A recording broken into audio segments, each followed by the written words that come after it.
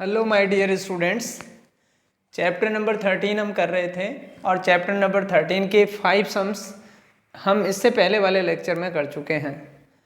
अब देखिए इस लेक्चर में हम सम नंबर 6, 7, 8 और 9 ये 4 सम हम करेंगे। देखिए ये चारों सम है वो इनके डायग्राम्स हमने है वो पहले से ऑलरेडी बना रखे हैं।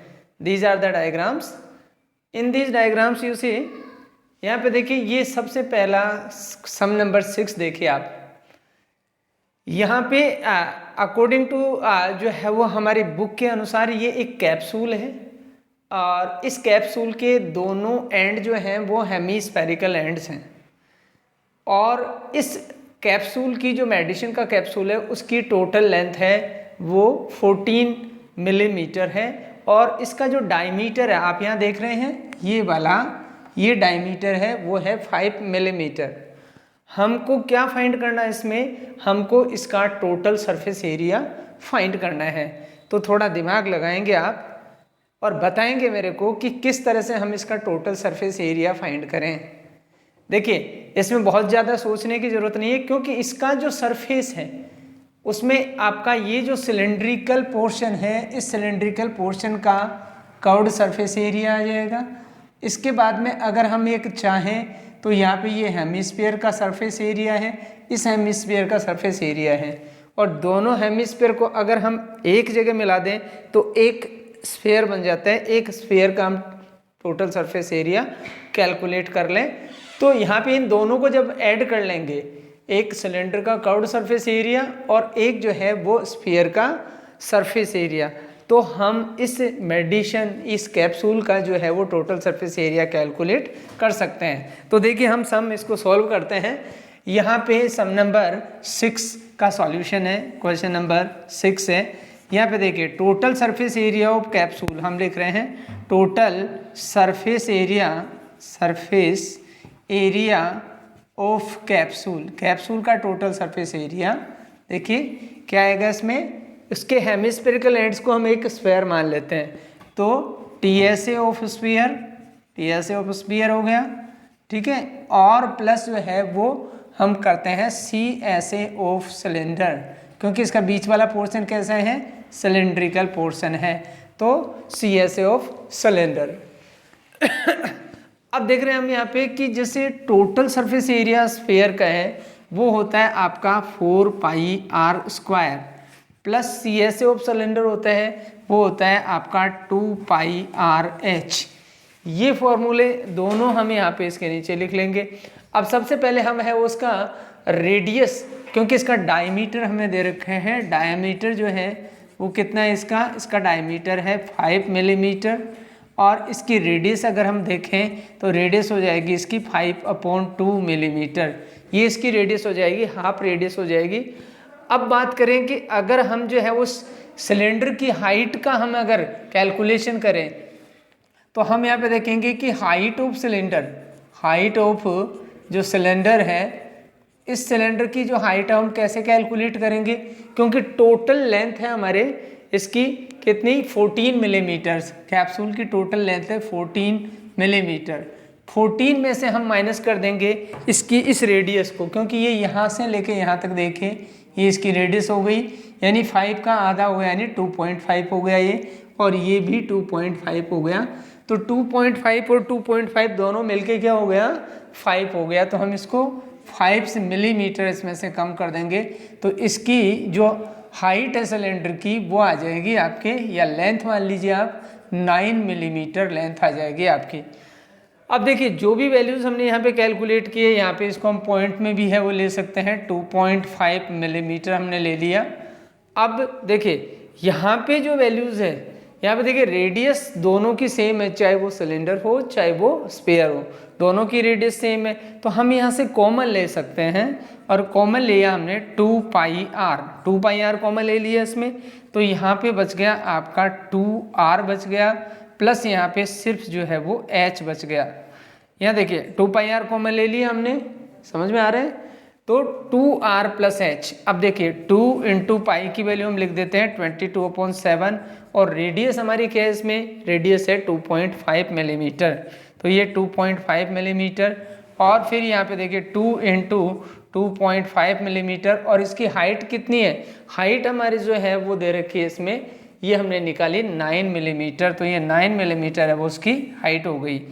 अब आप देखिए यहाँ पे ये 2 इंटू 22/7 इंटू 2.5 और इंटू जो है वो हम इसको ऐड कर लेंगे, तो ये आ गया 5 और ये आ गया 9, तो 9 और 5 कितना हो जाता है यहाँ पे 14 हो जाता है। अब हम इसको कैंसिल कर सकते हैं, 2 1 जा 7 1 जा 7 और 7 2 जा 14। अब देखिए आप इसको मल्टीप्लाई करने से 88 आता है, और 88 को हम 25 से यानी 2.5 से मल्टीप्लाई कर देते हैं। 88 को जब हम 2.5 से मल्टीप्लाई कर रहे हैं तो 8 5 जा 44 हो गया, 8 2 जा 16, 16 और 4 कितना हो गया 20 हो गया। फिर इसी तरह से ये 0 0 और 2 हो गया, तो ये आपके पास आ गया 2 2 0 0, पॉइंट यहाँ पे लगा देंगे तो ये आ जाएगा आपके पास 220 मिलीमीटर स्क्वायर। मिलीमीटर स्क्वायर करेंगे हम इसमें, वो इसलिए करेंगे मिलीमीटर स्क्वायर क्योंकि इसका जो है वो एरिया आपको मिलीमीटर में ही कैलकुलेट करना है, क्योंकि सारी जो है वो इसकी लेंथ है, सारी जो है इसकी रेडियस है, ये सब है वो मिलीमीटर में दे रखी है, इसलिए हम इसको मिलीमीटर में कैलकुलेट करेंगे। तो ये हो गया आपका सम नंबर 6। अब आ जाइए आप सम नंबर 7 में। हम सम नंबर 7 का डायग्राम पहले से ऑलरेडी बना चुके हैं। आप इस डायग्राम से ट्राई टू अंडरस्टैंड, ये समझने की कोशिश करें कि हम इसका टोटल सरफेस एरिया कैसे कैलकुलेट करेंगे। देखिए, इसका टोटल सरफेस एरिया कैलकुलेट करने के लिए आपके पास जो है वो दो जो है वो इसकी शेप्स हैं, दोनों शेप्स से हम इसका टोटल सरफेस एरिया कैलकुलेट करेंगे। तो देखिए आपके सामने दो शेप्स कौन कौन सी हैं। यहाँ देखिए, एक ये इसका सिलेंड्रिकल पार्ट है और एक ऊपर वाला क्या है, कॉनिकल पार्ट है। हमें इस सॉलिड की का एक तो ये एक्चुअली ये क्या है, हमारे बुक के अकॉर्डिंग ये एक टेंट है, और इस टेंट का बेस जो है वो सिलेंड्रिकल है और इसका जो टॉप है वो है कॉनिकल।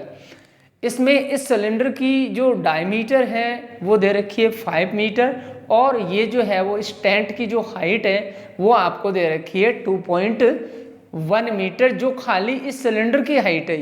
ये सिलेंड्रिकल जो पोर्शन है इस सिलेंडर की हाइट है। इसके बाद में जैसे हमने यहाँ पे इसकी जो हाइट है ये हमें गिवन नहीं है। तो देखिए आप यहाँ पे अगर आप ध्यान से देखेंगे तो यहाँ पे अगर ये 4 मीटर है तो हम जानते हैं कि ये इसका जस्ट है वो आधा पार्ट हो गया, यानी कि इसकी रेडियस क्या हो गई, इसमें 2 मीटर रेडियस हो गई। यहाँ पे 2 मीटर रेडियस हो गई। 2.8 मीटर जो है वो इसकी हमें स्लेंट हाइट दे रखी है। और यहाँ पे देखिए, अब हमें इसका टोटल सरफेस एरिया फाइंड करना है। एक तो हमें टोटल सरफेस, क्योंकि कैनवास लगाएंगे, कैनवास से अगर हम ये टेंट बनाएंगे तो देखिए ये टेंट में कैनवास एक तो यूं राउंड में ऐसे चारों तरफ लगेगा, एक इसके टॉप पे लगेगा ये कैनवास, जो कि आपके कोन का कर्व्ड सरफेस एरिया होगा, और ये भी जो है वो आपके सिलेंडर का कर्व्ड सरफेस एरिया होगा। तो अगर हम कोन का कर्व्ड सरफेस एरिया और सिलेंडर का कर्व्ड सरफेस एरिया दोनों कैलकुलेट करके प्लस कर लें तो हमें इस टेंट का जो है वो टोटल सरफेस एरिया मालूम पड़ जाएगा, और जितना टोटल सरफेस एरिया होगा ठीक उतना ही कैनवास का एरिया होगा, यानी उतना ही जो टेंट का एरिया होगा। तो अब देखिए हम फाइंड कर रहे हैं इसका सबसे पहले total surface area of tent. तो total surface area of tent, tent का टोटल सरफेस एरिया कैसे कैलकुलेट करेंगे, देखिए आपके सामने। पहले हम ये लिखेंगे CSA ऑफ सिलेंडर प्लस हम लिखेंगे CSA of cone, CSA of cone. अब आप देखिए CSA ऑफ सिलेंडर, सिलेंडर का CSA फाइंड करने का फॉर्मूला आपको सबसे पता है अच्छे से, 2πRh होता है, ठीक है। कौन का CSA फाइंड करने का फॉर्मूला आपको पता है, πRL होता है। अब आप देखिए इसमें से कुछ चीज़ कॉमन आ रही है क्या, बिल्कुल आ रही है, पाई और आर तो कॉमन आ रहा है, तो हम इसमें से पाई और आर कॉमन ले लेंगे, पाई आर। और इसमें क्या बच गया, इसके अंदर बच गया आपका 2h प्लस इसमें क्या बच गया, L बच गया। अब आप देखिए पाई की जगह पाई की वैल्यू लिख दीजिएगा, आर की जगह आर की वैल्यू, आर इसमें कितनी है 2 मीटर, तो ये 2 मीटर आर की वैल्यू लिख दी। 2 इंटू एच, एच इसकी हाइट कितनी है 2.5 मीटर, तो इसकी हम ले लेंगे हाइट 2.1 मीटर है ये, नॉट 5, 2.1 मीटर प्लस इसकी स्लैंट हाइट कितनी है, ये है 2.8 मीटर, तो हमने ले लिया 2.8 मीटर। अब आप देखिए इसमें इसको कैलकुलेट कर लेते हैं 22/7 इंटू 2, और यहाँ पे देखिए इन दोनों को मल्टीप्लाई करते हैं तो कितना आएगा 4.2 आएगा ना, ये 4.2 आ गया, प्लस ये क्या आया 2.8। अब इन दोनों को प्लस करेंगे तो कितना आएगा 7 आएगा ना, तो ये 7 आ जाएगा, तो ये आ जाएगा आपके पास 22/7 इंटू 2 इंटू कितना आ जाएगा यहाँ पे 7 आ जाएगा ये। अब देखिए 7 से 7 कैंसिल हो गया आपका, तो कितना हुआ 44, तो ये हो गया आपका 44 centimetre square, 44 metre square, not centimetre square, ये 44 मीटर स्क्वायर हो गया।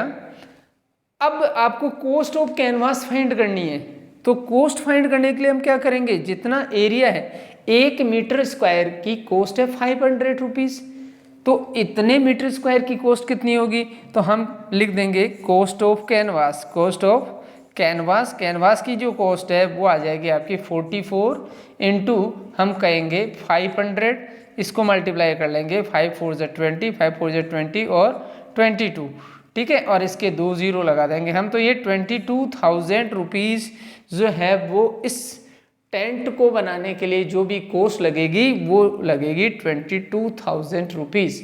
तो देखिए इतना जो है वो हमें है वो इतना पैसा इसमें खर्च करना पड़ेगा, क्योंकि यहाँ पे पर मीटर टेंट की जो रेट है वो ज़्यादा है, इसलिए ये पैसा भी आपके ज़्यादा लगेगा, ठीक है। अब हम आ जाते हैं सम नंबर 8 में, जो आपके सामने है सम नंबर 8। देखिए सम नंबर 8 भी ठीक ऐसा ही सम है, लेकिन इसमें थोड़ा सा आपको है वो अपना ब्रेन यूज़ करना है। As much as you will use your brain, your train will be very fast, यानी आपका जो है वो ट्रेन यानी पढ़ने का जो ट्रेंड है वो फास्ट हो जाएगा। तो अब आप देखिए सम नंबर 8, ध्यान से देखिए आप क्या है ये एक्चुअल में, इस सम में ये एक वुडन ब्लॉक है। सम नंबर 8 हमारी एनसीईआरटी बुक का एक्सरसाइज नंबर 13.1 का सम नंबर 8 है। ये एक आपका वुडन ब्लॉक है सिलिंड्रिकल, और इस सिलिंड्रिकल वुडन ब्लॉक में से हमने निकाला है एक कॉनिकल डिप्रेशन, इसमें एक कॉनिकल डिप्रेशन है, ये कॉनिकल डिप्रेशन है, यानी कोन की शेप में डिप्रेशन है, यानी डिप्रेशन का मतलब आप समझते हैं, डिप्रेशन का मतलब होता है खड्डा, ये इसमें एक खड्डा है, ठीक है, और ये जो है वो आपका सिलेंडर है। अब हमें क्या फाइंड करना है कि अगर जैसे मान लीजिए कि यहाँ से ये अगर कॉनिकल डिप्रेशन एक खड्डा करके उस लकड़ी के सिलेंडर में खड्डा करके, और अगर इस पोर्शन को हम निकाल ले बाहर, तो रिमेनिंग सॉलिड का सरफेस एरिया कितना होगा। तो आप बड़े ध्यान से देखिए कि जब हम इसको निकाल लेते हैं तो आपने देखा होगा कि जब आइसक्रीम जो होती है, कुल्फी खाई है आपने, कुल्फी को जब ऐसे निकाल देते हैं तो ये बाहर वाला पोर्शन ये कम हो गया, ऊपर वाला सर्कुलर पार्ट, ठीक है, और ये सर्कुलर पार्ट, और नीचे ये रह गया डिप्रेशन, कैसा कॉनिकल डिप्रेशन। तो अब हम इसका टोटल सरफेस एरिया निकालेंगे, तो सम नंबर जो 8 है उसमें देखिए टोटल सरफेस एरिया कैसे करेंगे हम, एक तो इस सिलेंडर का कर्व्ड सरफेस एरिया, तो हम लिखेंगे CSA ऑफ सिलेंडर प्लस क्या करेंगे, देखिए नीचे एक बेस है इसका, ये क्या है, क्योंकि ऐसा तो है नहीं कि इसमें बिल्कुल आर पार छेद हो गया, यहाँ पे ये बेस है, कैसा है, सर्कुलर बेस है, तो हम यह कहेंगे कि BSA ऑफ सिलेंडर, BSA यानी base surface area of cylinder, plus देखिए ये BSA हो गया और ये CSA हो गया, प्लस जो है वो हम करेंगे आपका ये वाला पार्ट, कौन सा, कोन का कर्व्ड सरफेस एरिया, तो CSA ऑफ कोन, ये जो है वो 3 जो है वो हमें एरियाज कैलकुलेट करने पड़ेंगे। तो अब आप बताइए मेरे को कि CSA ऑफ सिलेंडर के लिए कौन सा फॉर्मूला यूज में लेते हैं, हाँ हम लेते हैं 2πRh, BSA ये बेस सरफेस एरिया जो कि एक सर्कुलर पार्ट है, तो इसका एरिया आ जाएगा पाई आर स्क्वायर प्लस ये कोन है, कोन का जो है वो CSA क्या होता है, ये होता है पाई आर एल। देखिए यहाँ पे हमने है वो इन सब के एरियाज को लिख लिया है, इनके सबके फार्मूलाज को लिख लिया है। अब एक चीज़ आप इसमें देखेंगे कि पाई सब में कॉमन है और रेडियस भी सबकी कॉमन है, तो पाई और आर तो सबकी कॉमन है, बाकी सब डिफरेंट है, तो वो हम इसमें से जो कॉमन है उसको कॉमन निकाल लेते हैं। पाई और आर कॉमन है, पाई और आर कॉमन आने के बाद में देखिए बच गया इसमें 2h, तो यहाँ पे लिख दिया हमने 2h प्लस इसमें पाई आर कॉमन आ गया तो r बच गया इसमें, और इसमें पाई आर कॉमन आ गया तो इसमें खाली बच गया आपका l। अब आप यहाँ देखेंगे कि सबसे पहली चीज़ तो यह है कि हमें इसका l निकालना पड़ेगा। क्यों? क्योंकि हमें सिर्फ जो है वो इसका ये डायमीटर दे रखा है 1.4, तो डायमीटर 1.4 है तो इसकी रेडियस क्या हो जाएगी, इसकी रेडियस हो जाएगी 0.7 सेंटीमीटर, 0.7 मीटर इसकी रेडियस हो जाएगी। तो हम देख लेंगे कि रेडियस जो है वो क्या हो जाएगी, रेडियस जो है अगर डायमीटर जो है वो 1.4 है तो रेडियस कितनी हो जाएगी 0.7 मीटर, पहली चीज़। दूसरी चीज़ ये देखिए अगर ये 0.7 मीटर इसकी रेडियस है और ये देखिए ये इसकी डायरेक्ट हाइट है, हम इसको छोटा सा डायग्राम यूँ बना लें। आप देखिए इसमें इस तरह से अगर हमने यूँ बना लिया तो देखिए ये हमारा कितना है 0.7 मीटर है, ये कितना हमारा, ये हमारा 2.4 मीटर है, ये 2.4 मीटर है। और अब हमें एक्चुअल में ये जो स्लैंट हाइट है, देखिए ये वाली जो स्लैंट हाइट है वो हमें कैलकुलेट करनी है। तो उसके लिए हम क्या करते हैं, L² = R² प्लस H²। अब देखिए R² क्या हो जाएगा इसमें 0.7 का स्क्वायर कर लो, ठीक है, और H² क्या हो जाएगा, देखिए आप इसमें H² हो जाएगा ये 2.4 का स्क्वायर कर लीजिए आप। तो देखिए यहाँ पे 0.4 का 7 का स्क्वायर क्या हो गया 0.49, 7 7 जा 49 प्लस यहाँ पे इसका हो गया ये 5.76। अब इनको अगर ऐड कर लेते हैं तो ये क्या आ जाता है आपका 6.25, ये L² आ गया आपके पास। तो अगर L हमें कैलकुलेट करना है तो ये कितना आ जाएगा 2.5 मीटर, ये 2.5 मीटर आपके पास L आ चुका है। R आपको मालूम है, हाइट आपको मालूम है, तो बस अब क्या है, अब इन जो भी वैल्यूज़ हैं जो हमें पता है उनको हम इसमें पुट कर देते हैं। पाई की वैल्यू 22/7 आपको पता है, R आपको पता है 0.7 है, फिर 2 × H आपको पता है इसके अंदर, इसकी हाइट कितनी है, इसकी हाइट है 2.4, तो ये हमने लिख दिया 2.4 प्लस R आपको पता है 0.7 है और प्लस L आपने निकाल ली, ये कितनी आई आपकी 2.5। कैलकुलेट कर लीजिए। अब इसको आप कैसे कैलकुलेट करेंगे, जैसे ये देखिए ये 7 से ये 7 कट गया, 0.1 आ गया यहाँ पे। अब देखिए आप 0.1 आ गया तो इसको इससे मल्टीप्लाई कर लेते हैं तो ये 2.2 आ गया, बाकी इसमें देखिए ये आ गया 4.8, दोनों को मल्टीप्लाई किया और इसको हम करेंगे तो ये आ जाएगा प्लस 1.75, ठीक है, 1.75 आ गया, ये आ गया। अब हम इसको कैलकुलेट कर लेते हैं, दोनों को ऐड कर लेते हैं, 4.8 में ऐड करेंगे 1.75 को, तो देखिए आप ये 0, ये 5, ये 5, ये 5 और ये कितना आ जाएगा, ये भी 5 आ गया इसके अंदर, ठीक है, 6 आ जाएगा ये, ठीक है, क्योंकि इसमें क्या है 7 और 8 15 और ये जो है वो 1 और ये 6.55 आ गया आपके पास। तो 2.2 × 6.55, अब आप है वो 6.55 को आप है वो मल्टीप्लाई कर दीजिए 2.2 से, ठीक है, 5 2 × 10, 5 2 × 10 और 1 11 और फिर 1 6 2 × 12 और 1 13, फिर ये 0 1 3 और 1 और फिर ये 0 1 और ये 4 और ये कितना आ जाएगा आपका 4 और ये आ जाएगा 1। अब यहाँ पे डेसिमल 3 डिजिट छोड़ के लगा दीजिए, यहाँ पे ये आ गया आपका जो डेसिमल 3 डिजिट छोड़ के आपने लगाया तो ये आ गया आपके पास 14.41 सेंटीमीटर मीटर स्क्वायर। ये मीटर स्क्वायर में ये जो है वो आपके रिमेनिंग सॉलिड का एरिया आ जाएगा इसमें। अब ये जो रिमेनिंग सॉलिड का एरिया है देखिए आप, अब आपने कैसे कैलकुलेट किया, बहुत सिंपल सी बात है, आपने कैसे कैलकुलेट किया, देखिए ये था इसका डायमीटर, इसका किया आपने रेडियस, आपको जो है वो रिमेनिंग सॉलिड का एरिया टी से फाइंड करना था। तो सबसे पहले आपने देखा कि ये जो है वो आपका सिलेंडर है, तो सिलेंडर का सी एस है, फिर इसके बाद में देखिए ये नीचे बेस पार्ट है इसका, तो बेस का बी एस है, ठीक है, सिलेंडर का जो पाई आर स्क्वायर होगा, और फिर ये कोन है, कोन का जो है वो पाई आर एल। अब यहाँ पे इस एल की जरूरत पड़ी, तो हमने क्या किया, यहाँ पे ये एल कैलकुलेट किया। देखिए आप यहाँ एल कैसे कैलकुलेट किया हमने, इसका स्क्वायर और इसका स्क्वायर, आर का स्क्वायर और एच का स्क्वायर किया, स्क्वायर करने के बाद में फाइनली हमारे पास एल आ गया 2.5 मीटर।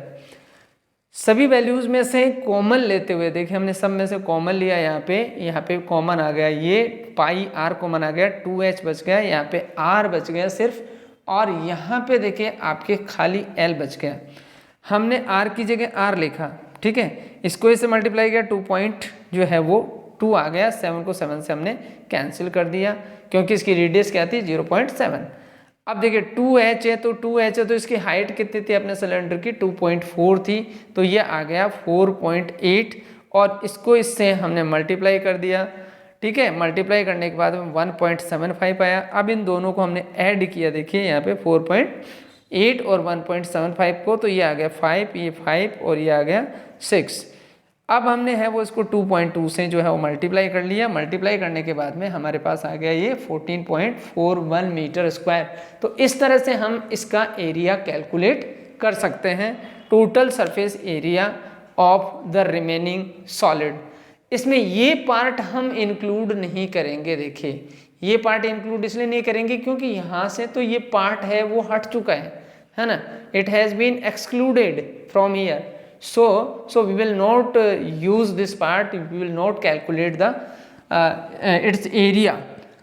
अब now you see next part जो हम देखते हैं आपका लास्ट क्वेश्चन है, और ये लास्ट क्वेश्चन जो है ये है आपका जो क्वेश्चन नंबर 9। देखिए आप क्वेश्चन नंबर 9 का डायग्राम पहले से हमने बना रखा है, और इस डायग्राम के अकॉर्डिंग ये आपको ये शेडेड पोर्शन दिख रहा है, देखिए इस शेडेड पोर्शन में हमने क्या किया, ये एक वुडन ब्लॉक है मान लीजिए, ठीक है, ये अपने एनसीईआरटी का क्वेश्चन नंबर 9 है, एक्सरसाइज 13.1 का, और ये वुडन ब्लॉक है, इसमें ये 2 हेमिस्फेरिकल जो है वो डिप्रेशंस हैं, यानी यहाँ से हमने इस लकड़ी को खोद के सिलेंडर में से बाहर निकाल दिया, इधर से नीचे से भी खोद के इसको बाहर निकाल दिया, तो इसका मतलब यहाँ खड्डा हो गया, यहाँ खड्डा हो गया। इट मीन्स ये खड्डे कैसे हैं, ये खड्डे हैं आपके हेमिस्फेरिकल। तो अगर इसको और इसको हम मिला दें तो एक स्फीयर हो गया। इट मीन्स कि एक स्फीयर का टोटल सरफेस एरिया हमें देख लें कि जैसे ये हेमिस्फीयर का ये वाला पार्ट हो गया, ये सरफेस एरिया है हाफ हेमिस्फीयर का, यानी हेमिस्फीयर का हो गया, और ये हेमिस्फीयर का हो गया। दोनों को अगर मिला दें तो एक टोटल स्फीयर का टोटल सरफेस एरिया हो जाएगा एक स्फीयर का। बाकी बच गया क्या, बाकी बच गया आपका ये curved surface area of cylinder. तो हम इसका जब टीएसए निकालेंगे तो देखिए टीएसए ऑफ आर्टिकल का जो टीएसए है वो हम निकालेंगे, तो यहाँ देखिए कैसे निकालेंगे हम, एक तो निकालेंगे आप सीएसए ऑफ सिलेंडर, प्लस एक आप निकालेंगे जो है वो आपका टीएसए ऑफ स्फीयर का टीएसए ले लीजिए आप। स्फीयर कैसे बना, हाफ तो ये है और हाफ ये है, दोनों को मिला के स्फीयर बन गया। अब देखिए इसका सीएसए क्या आता है 2 पाई आर एच आता है इसका, प्लस इसका स्फीयर का क्या आता है 4 पाई आर स्क्वायर। अब यहाँ देखिए आप यहाँ पे देखेंगे तो इसमें कुछ कॉमन आ रहा है, दिख रहा है आपको कुछ कॉमन, हाँ 2 पाई आर कॉमन दिख रहा है इसमें, तो 2 पाई आर कॉमन आ गया, तो इसमें खाली एच बच रहा है। फिर इसमें देखिए आप इसमें क्या बच रहा है 2r बच रहा है, क्योंकि 2 2 सा 4, ठीक है, और फिर पाई कॉमन आ चुके हैं और 2r थे, 2r में से 1r बच गया। अब यहाँ देखिए 2 × 22/7 इंटू, अब इसकी रेडियस देखिए आप, रेडियस कितनी है 3.5 सेंटीमीटर है, 3.5 सेंटीमीटर। हाइट कितनी है इसकी 10 सेंटीमीटर है, प्लस ये आ जाएगा 3.5 × 2।